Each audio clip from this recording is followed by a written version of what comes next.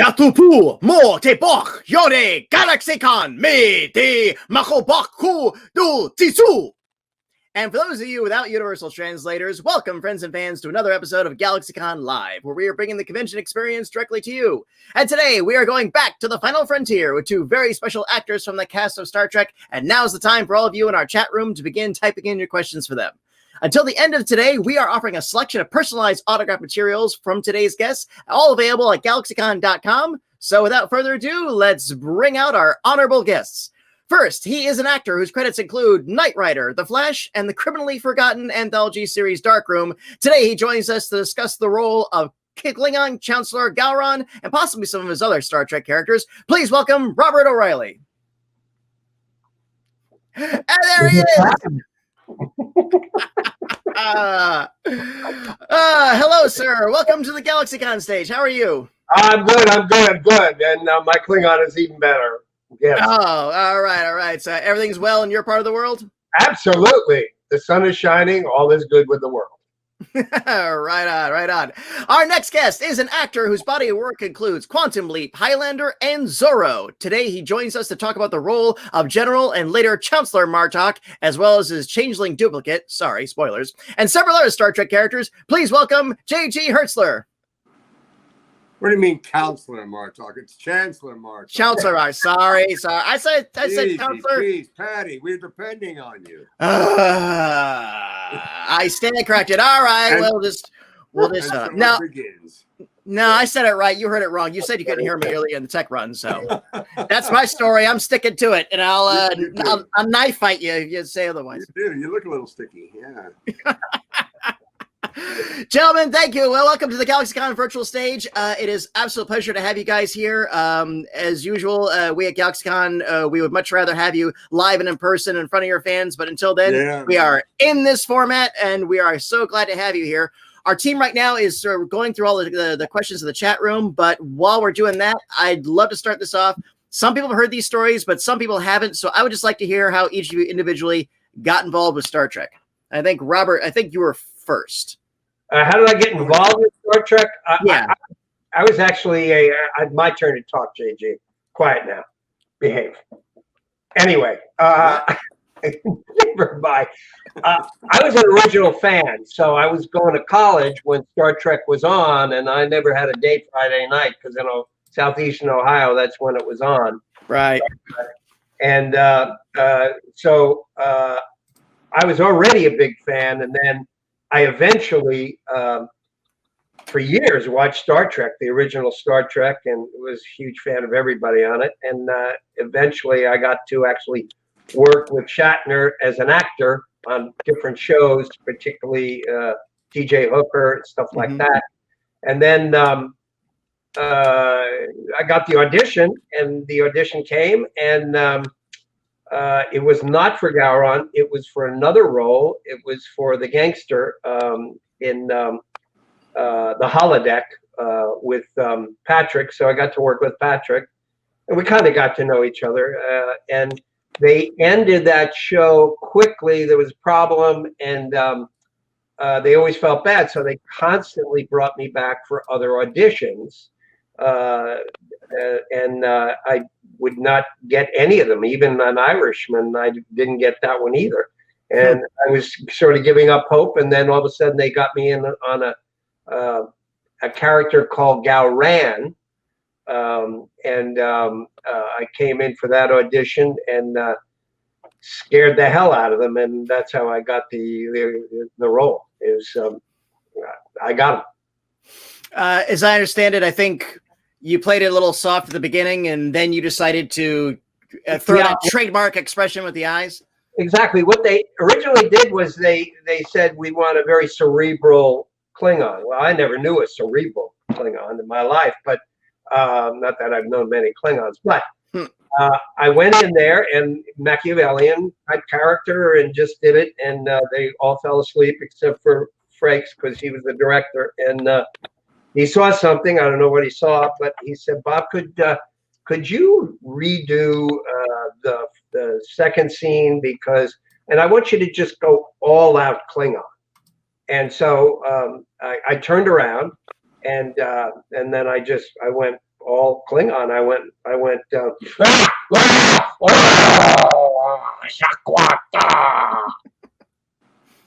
and got the role.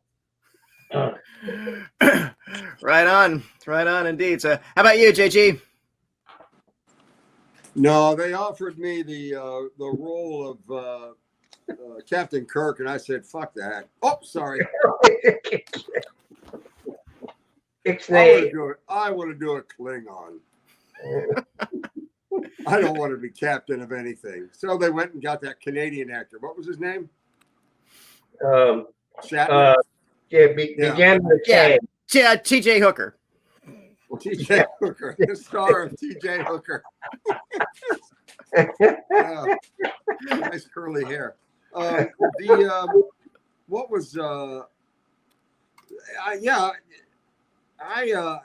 didn't watch Star Trek as a young man. Well, you were playing football. Yeah, I played football, but I'm sure there are ball players out there that watch Star Trek. I didn't get into it until Patrick was in the show, and it was Next Generation, and then they brought on Galron, and that just about made me not watch the show, but I got over that hump and kept watching. But yeah, I was angry enough. I mean, I'm basically, and Bob will support me on this, I'm basically an angry person, and he's an angry Amishman. I got in 2 arguments this morning, 2 with a guy at Home Depot and another guy. I thought it was your horse that caused the problem. No wonder you went into politics. I know. I'm just yeah. That's where I made my mistake. I should have run on the Klingon ticket. But anyway, I threw. I'm going to be your stinking vice president. Don't ask. You know. What's that? I'm not going to be your stinking vice president. Don't ask. No, I'd never have you as vice president. I'd rather you be. I mean, it's more fitting that you're president. You can be president, Bob. Okay.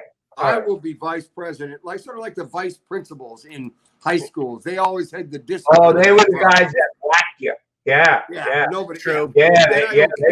I can attest to that. Yeah, exactly. They came after you with the rulers, and sometimes in my day, But I'm a lot older than you guys. It's really odd. I have almost the same story that Bob has in his audition. They asked me to do a Klingon. I said, well, I'm not going to do your basic, obnoxious, loud, offensive, angry Klingon. Because that's the way it is in real life. I even told myself the word cerebral and Machiavellian. I'm going to be conspiratorial. I'm going to be quiet and let them come to me. And I got done with that first reading, and they said, I think Jim Conway, who was one of the directors, said, "Oh, okay. Do you know what a Klingon is?" Well, that was enough for me. I said, "Oh, right. Let me guess. You want me to do something that's obnoxiously angry, assertive, overbearing, overwhelming? Is that what you want?" They said, yes. So I can see that. Do you know what a Klingon is? Absolutely. And so I threw the chair into the wall. It stuck, and that won me the role, the hanging chair. There were hanging chads in Florida, but there was a hanging chair in Paramount Pictures. Mm-hmm. And he caught his nail on it. You could tell him about when you caught your nail on it. On the chair. Yeah. When I tossed that's over as a Klingon. So I was bleeding everywhere, and I didn't know it because I was so angry at James Conway for asking me, "Do you know what a Klingon is?" Do you know how to walk into a fist? Oh, which is ridiculous because you had already done Aliens from before. You did the Vulcan role in DS9 before Martok. Well, that was barely a role. I mean, I was 5 lines, and I got like you blew up. That was good. Yeah, I enjoyed that part of it when you blew up. Yeah, I went through the roof of the spaceship. The funny part of that is, I had a stuntman that was about 20 pounds heavier than me, which that offended me right off the bat. But so they had a spring-loaded giant crane-like device that would blast me out of the captain's chair. And you did it? Into the rafters. Wow. But that spring-loaded device was set for my weight. And when it was 20 pounds heavier for him, he sort of like ascended. Because it couldn't lift him. And they didn't use it. I'd like to see that footage though. That's bloopers. They never did any have they done bloopers for Star Trek? Have they done? Yes, they've done years and years of them. Yeah. Blooper reels? Yeah. Yeah. But you weren't in any of them because you were perfect.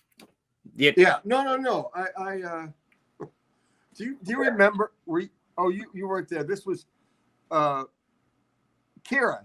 She had the line as I was playing Laws at this point, which was in Chimera. I was playing a founder. Changeling. Shapeshifter, and Changeling, and I was in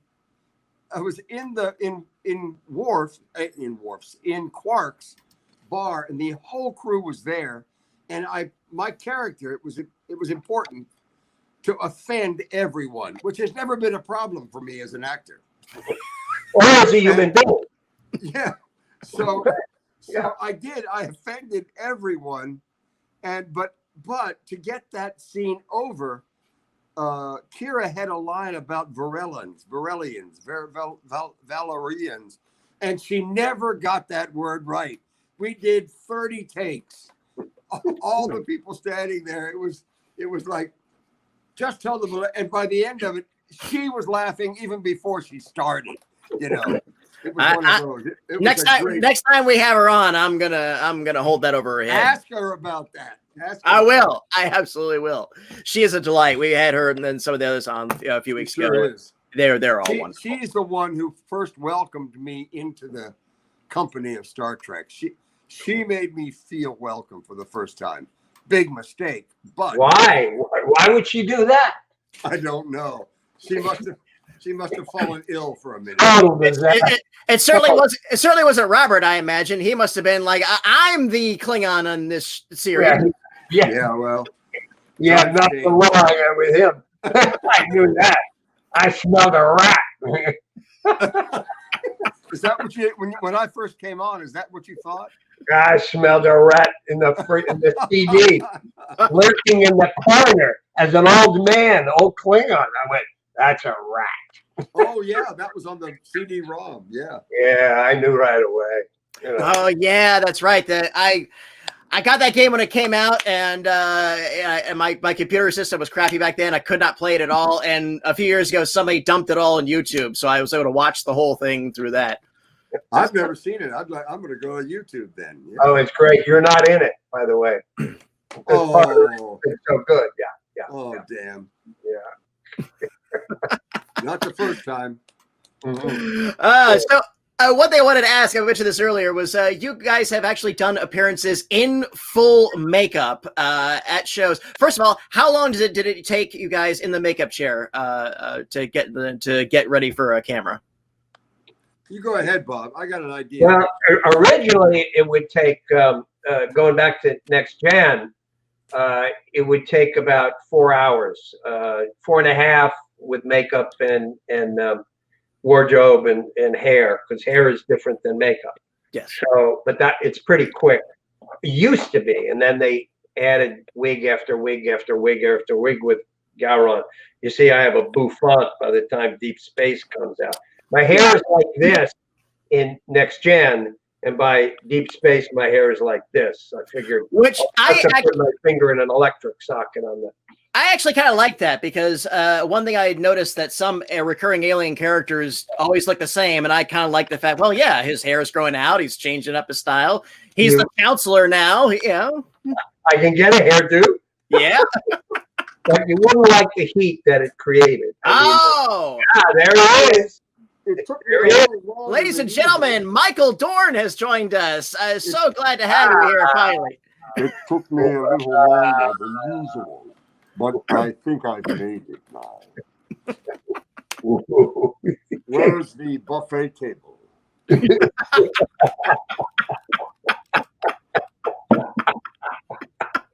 I done? Did I get the line? Am I out? Am I done for the day? Thank you. I'm out of here. All right, 4 hours to get into makeup. How long to get off? 1 hour. You had to have it off in an hour, so they would rip it off your. No, I'm kidding. Yeah. They would see. They'd look like him by the time. Anyway, they would rip it off your face and give you a nice, warm, beautiful, great towel. That towel, and it felt like heaven for 2 minutes, and then back to hell again because you were driving home. And they give me a nice warm sponge bath. You got a towel? I got a sponge bath from. You got a sponge bath? Yeah, they usually. What are you saying? You know? Yeah. No. It's just when the later episodes. You were gone by then. Dead. I was only gone for 2 episodes. Well, that was it then. All right, we got rid of O'Reilly. Sponge baths for everybody. Yes. Sponge bath. Sponge bath for everyone. And costuming. How long did it take to get into that apparatus, and how much did it weigh? Well, the costumes were pretty easy. I mean, it was just pants, boots, and a top. And unless you wanted to go topless, which they never allowed us to do, but they would get us out of our tops whenever we weren't shooting for more than like 5 minutes. They'd get us out because it was so damn hot, and we'd lose between 7 and 11 pounds a day in sweat. You know, I believe it. Pretty smelly too. You know, especially if you're around JG. For any length of time. My costume was leather, but Bob's was sort of like a spandex deal with sequins because he was sort of allergic to neoprene, and so he had a. Oh, really? So they punished me for that. Yeah. This is spandex. He preferred the spandex look. I don't know, but I was awful cute, you know, in the day, you know. Sponge Not bath. much to look at now, but you know. Oh. Yeah, I just say, boy, yeah. There's no topless Klingons in Star Trek. The only time that one episode showed Worf with his shirt off on his back on an operating table, and they showed that the Klingon spine goes all the way down their back. It starts at their forehead and goes all the way down their back. Correcto mundo, yeah. People can't scratch a Klingon's back, or you know, we sort of rear up. So you what gave you guys the inspiration to go through all that at that convention in Germany? Money. Oh, yeah. Besides that, I mean, that's exactly right. We wanted to. Ronald Moore. Vegas must be. I'm getting messages on my computer. Are you getting messages? No, I don't get. Oh yeah, but I can't read them because I don't have my glasses on. They're not for you. They're not for you guys. If it's in our chat screen. Oh, okay, all right. You're good. Keep talking. So okay. Ron Moore. Oh, so where were I? Was he talking or I talking?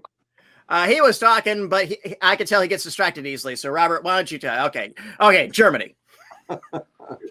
Germany.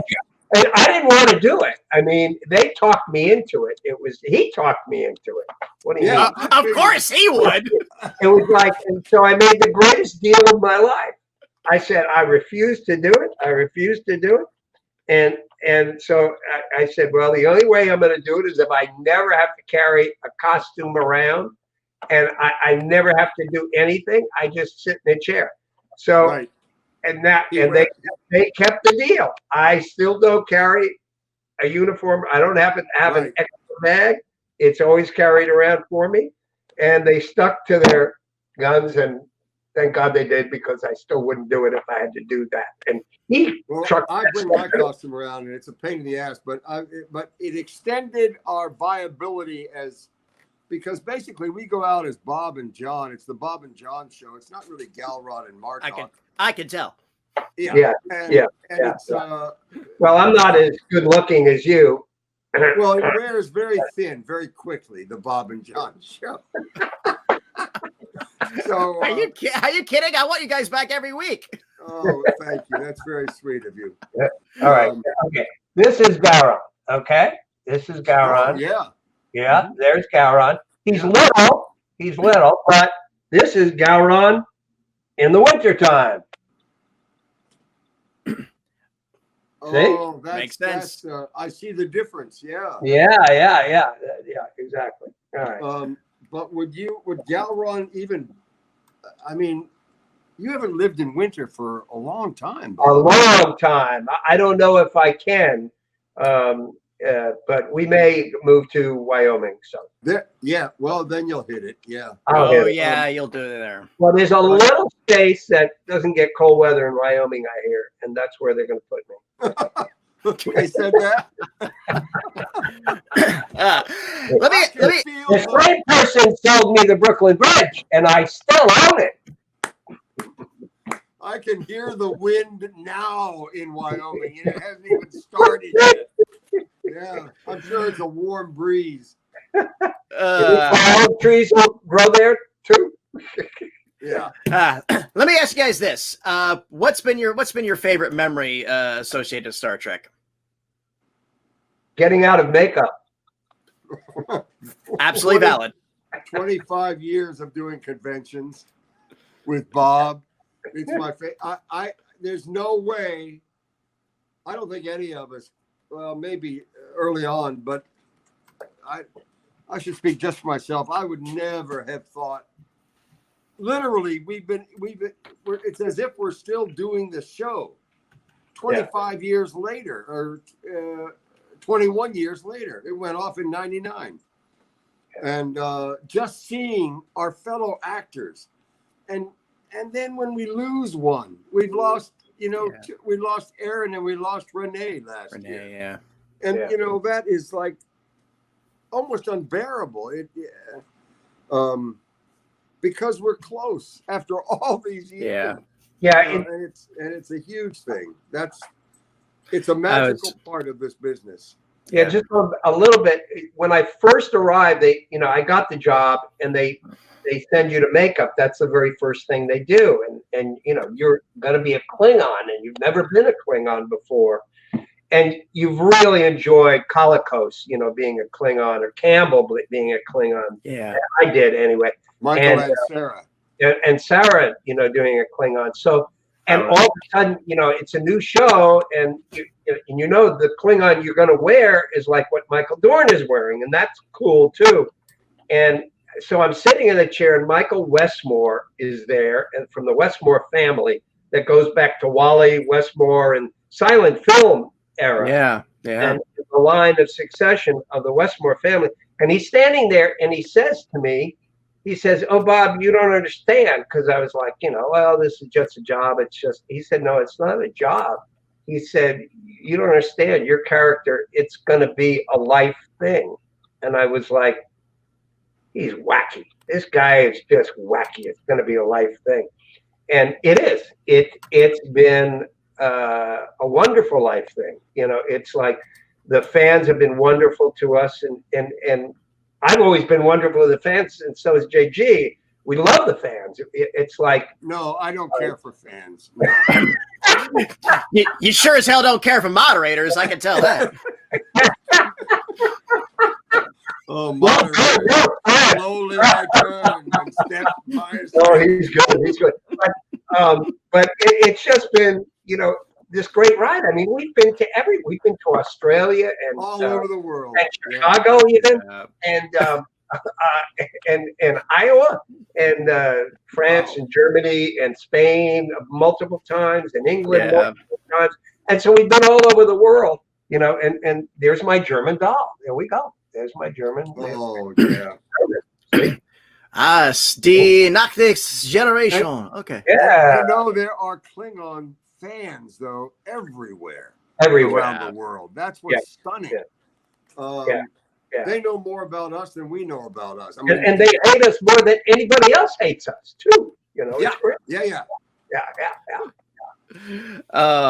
Excellent. So our producer let me know we got some questions for our audience. So I'm going to ask Jude to roll our first one. And this comes from Trip, who wants to know, who was your favorite actor or actors to work with on set? And were there any particular moments that stand out as a memory? Me, I'll answer that first. It's really simple. It's really easy. Patrick Stewart. The first day, now I had met him earlier doing the gangster on the holodeck. Yeah. I was now in Klingon. He didn't know who the hell I was. You know, he didn't know we had worked together. And I was like, you know, hi, Patrick. And it was like, huh? You know, he'd never been introduced to me, so he thought, but it was cool. And then I disappeared behind the set and I started doing my verbal exercises, going, you know, loosening up the mouth for the morning shot, so I wouldn't like a mouth stuff. And all of a sudden he was popping his head back and he going, "You do it too?" And it was like, it was just, you know, it was a warm thing that he did, and we worked together that first day, and it was just marvelous. He was so generous to me, and such a pro. And knowing, you know, that I knew something about being a Klingon, he was really into listening to me about ideas. And he brought it right to the director when I talked. You know, I felt very free to talk to him, and it was all wonderful. So Patrick, there it is. Excellent. How about you, sir? I'm very pleased that you mentioned me so nicely there, Bob. I'll take off my beard and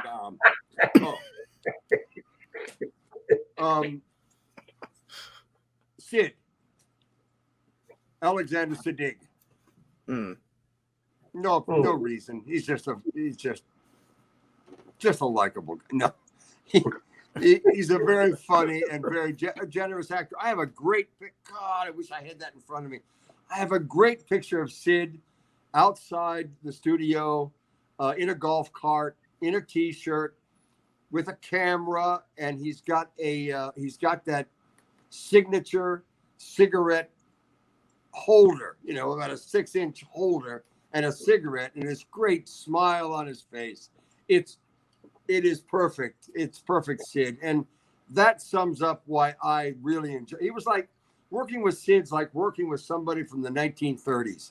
He was just a classically wonderful actor. And he had this air about him that was like, by the way, I'm a Sudanese prince. I don't know if you're aware of that. Treat me accordingly. No, I just loved Sid and everything he did. He couldn't wait to hammer Worf with those cudgels. They gave him cudgels at the wedding, and he wanted to just get up on stage and knock the hell out of Worf. He kept saying, "Now," in my ear. "Now, no." Wait. It's funny, that joke about I'm a Sudanese prince. I think there actually was a member of the Saudi Arabian royal family that was a Trekkie, and they let him play a background extra on the set of Next Gen. Well, that was his brother-in-law. Oh, okay. Well, that explains everything. All right. I have no idea. I think it was Jordanian. Jordanian. Okay, right. Yeah. Crown Prince of Jordan. He is a prince or something. He's got a name that's like 6 names long. You know. Yeah. Sid. It's Alexander Siddig is just the beginning. Yeah. Siddig video. Yeah. Well, we had him on a few weeks ago, and absolutely a wonderful guest. And then afterwards, he was like, "I gotta check on my ribs," and I was like, "What kind of ribs are you cooking?" You know, it's like St. Louis style baby back, because those St. Louis styles. Like, I knew I liked you.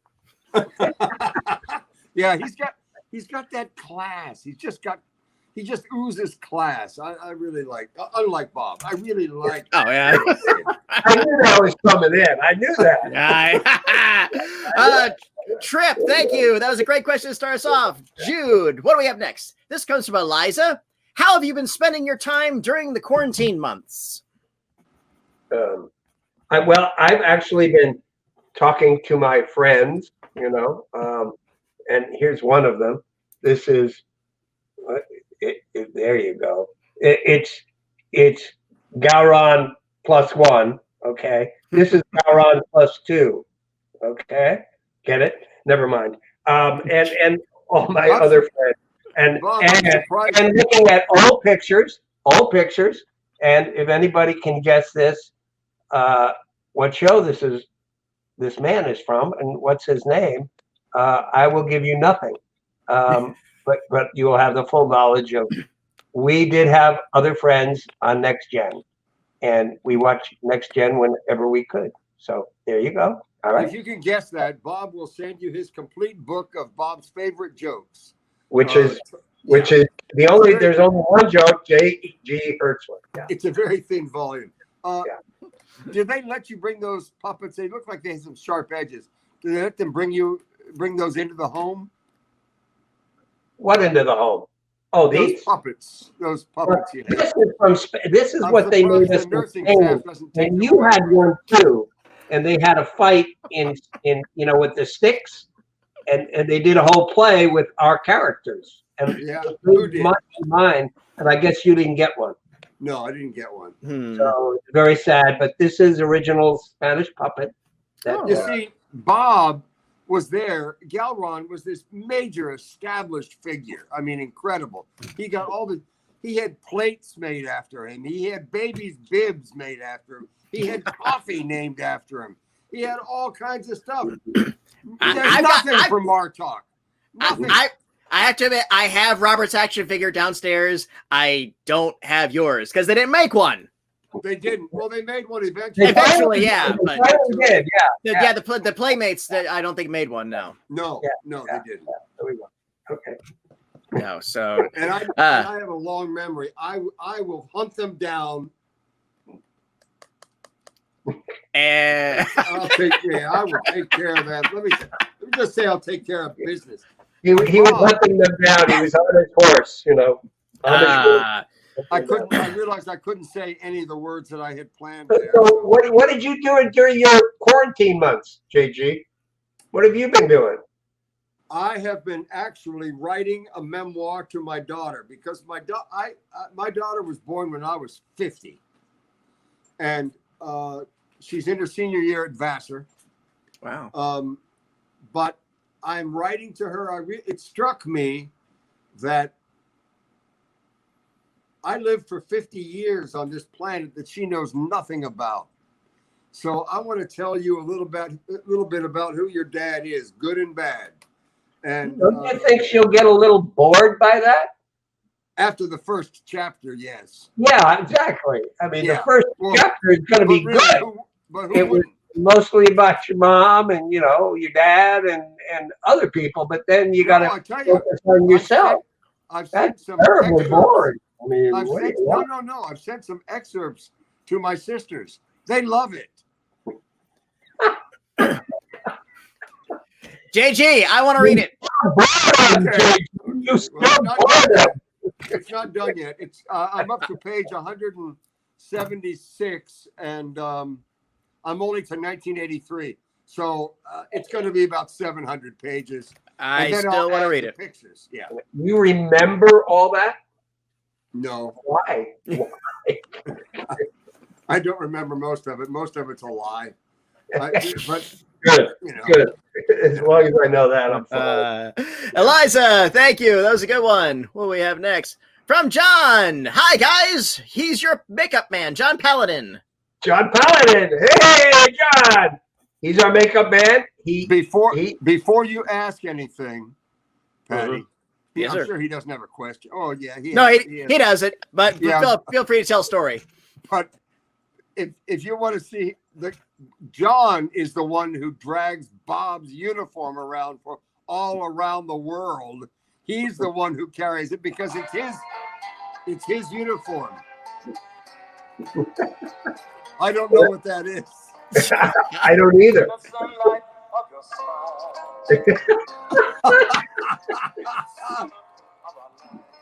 I think that's the Mambo Kings. It is. I think it was the Mambo Kings. Yeah. Anyway, Paladin is brilliant, wonderful. Handles well. You can't handle him, but you know, you obviously you've been trying for decades. You do what you can, and but he's wonderful, and he keeps us cool backstage sometimes when the air conditioning units go out, and that's I mean, Paladin is the perfection of a Klingon makeup man, because he knows it better than anybody. He's been a fan and a strong Klingon long before I met him.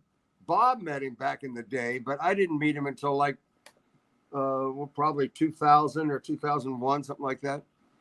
And he's got the famous boot too. Yeah.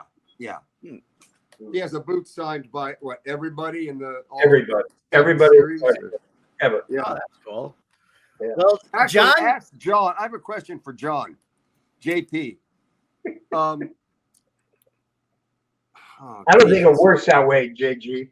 Yeah, I was saying, yeah, but they can send stuff in. It's hard to send it back that way too. But John, if you are listening though, absolutely appreciate it. I can't imagine what it's like to cart these guys around.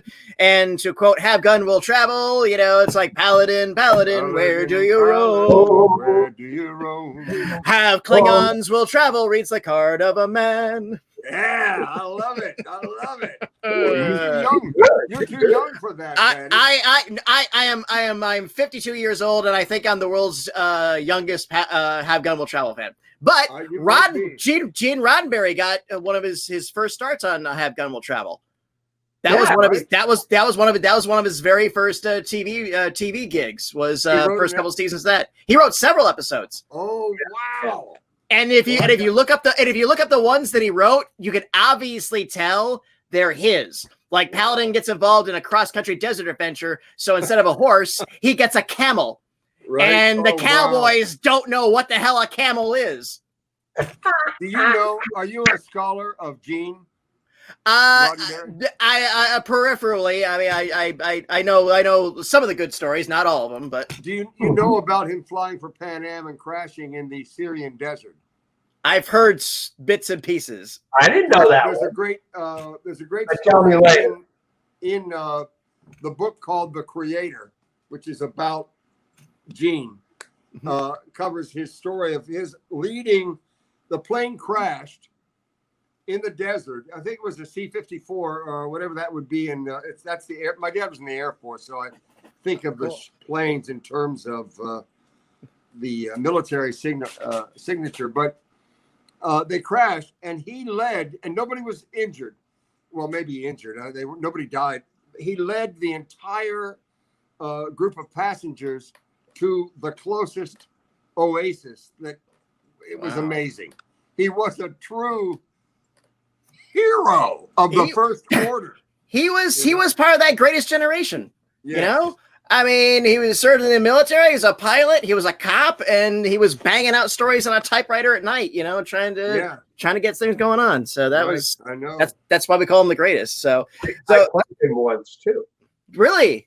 Yeah, on a motorcycle. Played him on a motorcycle. Yeah. Oh, that's Roddenberry on patrol. That's right. Yeah. Yes, it is. Did you say you got to play Roddenberry? Yeah, I did. Yeah, I played Roddenberry. I got to play Ridley Scott. How did you know that? Because I read up. This is my job. It's my job to I read up on you guys, and plus I actually remembered it too. I remembered that it was like I put because I saw the movie when it came out, and then I was like, oh, cool. And then while I was checking up on you guys, like, oh, that was Hertzler who played Scott. Cool. So. Right at the beginning of the film, I got to play Ridley Scott, but later on, like 5-6 years later, I saw him on the street in Burbank, and I saw him coming. Oh, I love that. Yeah. Reptile Rangers. You ever see Reptile Rangers? Oh, Bob, guess what I found? Hold on. I got him right here. No, you'll knock the phone off.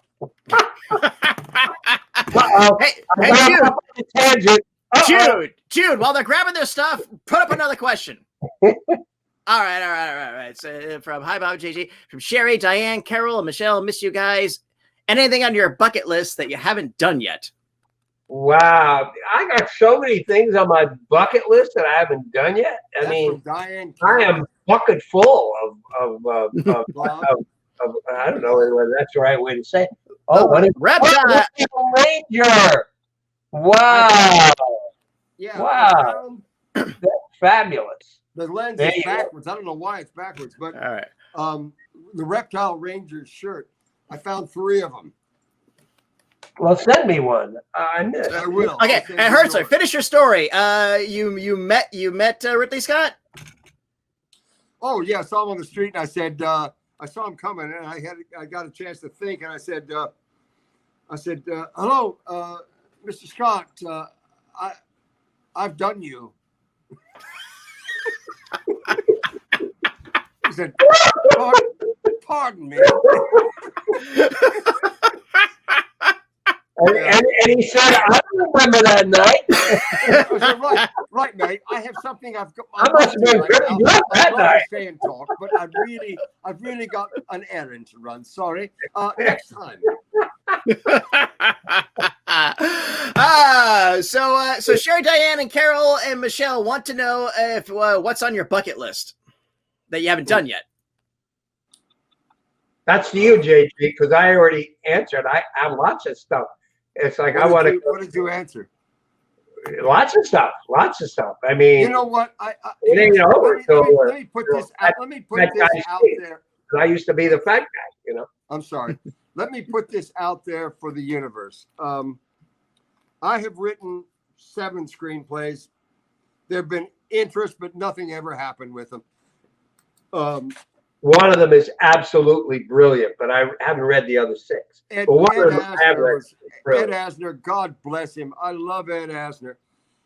I sent him one of the screenplays cold. You know, you send him out cold, and I got a call from him. This was back in the late '90s. I was working outside, and the guy says, hello. Yeah, this is Ed Asner. I really liked your script. You want to come in and talk about it? I said, "Who is this?" You know. He said, "It's Ed. I'm Ed. You know, I mean, nobody cares about my opinion because I'm just a pinko commie and always have been. But come on in. We'll talk about it." It was a play about the Spanish Civil War, but. My greatest wish.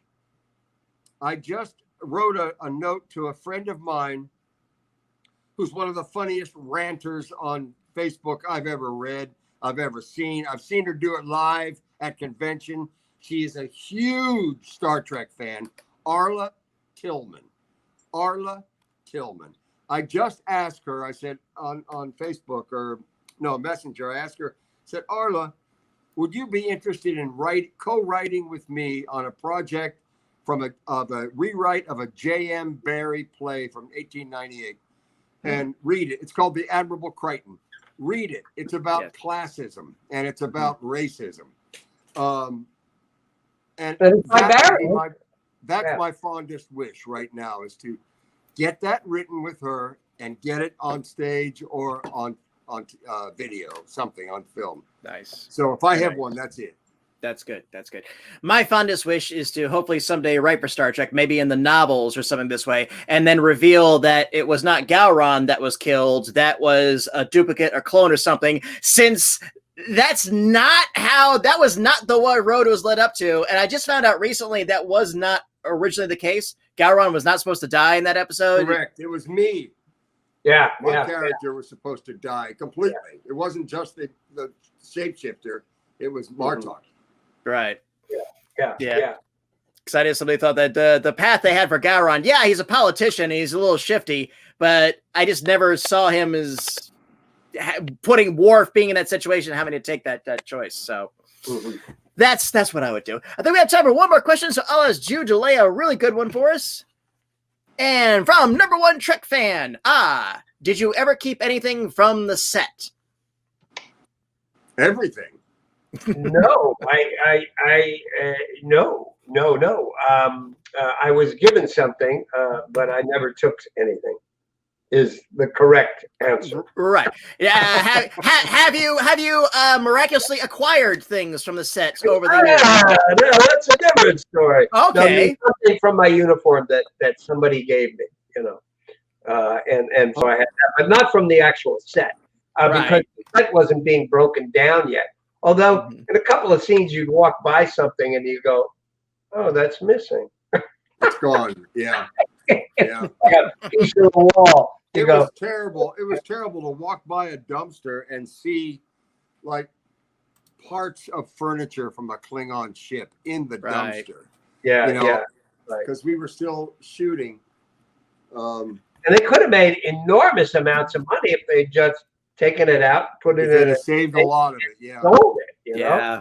It was, but that's the way Hollywood is. I mean, it's like, it's heartless and in some ways soulless, in its run for money. When it's over, it gets dumped right away, no matter what the set, no matter where, whether it's MASH or Star Trek or whatever set, it's just gone literally in 2 or 3 hours. Yeah. And I do know if something is successful, the collectible market is expanded to the point where there are guys that are there to take every single thing that gets thrown away now. I mean, if there had been guys like that back then, who knows? You guys could have had, like one of the ship chairs or something in your. Well, one of the things, like the makeup room, like there were all the death masks, and I just forgot to go in and get mine. And when I did go, they were all destroyed. I said, well, but they were solid. They were like, and a death mask is like it's plaster and it's put over your head. And did you have a death mask done on you? Yeah. Did you get it? No. Yeah. So they were all destroyed. They were up on a shelf way in the back. Yeah. Went back like 30. Yeah. I do have pictures of the makeup room. I took some pictures, oddly enough. So I have a lot of Michael's creations, Michael Westmore's creations. Very cool. On the shelves on the walls. Yeah. That's pretty cool. Well, you must have had a cell phone then in those days, an Apple or whatever. I don't think I did. I don't know when. No, I think it was before the day of. Yeah. If you had one. Might have been. So number one Trek fan, or as I know her as, Lisa, she comes to all of our Star Trek panels, and she's one of our biggest fans and supporters. Thank you for letting me with that. Gentlemen, we are unfortunately just about at time. Real quick, first of all, thank you so much. And again, to our audience, this is our time with these gentlemen, but it doesn't have to be yours. Absolutely. We are selling autographs and which you can get personalized as well. We'll be selling those through the end of the business day. So please head over to GalaxyCon.com, pick one up, shop around. We've got several available as well. And check out our schedule of upcoming events like this one. Gentlemen, before we go, any final words for our audience? Kapla. How about live long and prosper? Can you see it? Yeah, live long and prosper despite the current situation. Be kind. Yeah. Be kind. That's good. Yeah. Klingon, be kind. Gentlemen, this has been an absolute delight. Please come back and see us anytime. To our audience, everyone tuned in, thank you so much for tuning in. Thank you for those great questions. Please take care. Bye-bye. We'll see you next time. Join us tomorrow for Rock Around the Ring, Tuesday for GalaxyCon Talks Comics. Our guest will be Kirk Thatcher, who is a Muppet designer and was an associate producer on several Star Trek films. And if that doesn't impress you enough, he was the guy in Star Trek 4 who played the punk playing the music who gets knocked out by Spock. Is that guy. Voyage home. Yeah. Absolutely. Until then, bye-bye, everyone. Take care, and please wear a mask and keep washing those hands.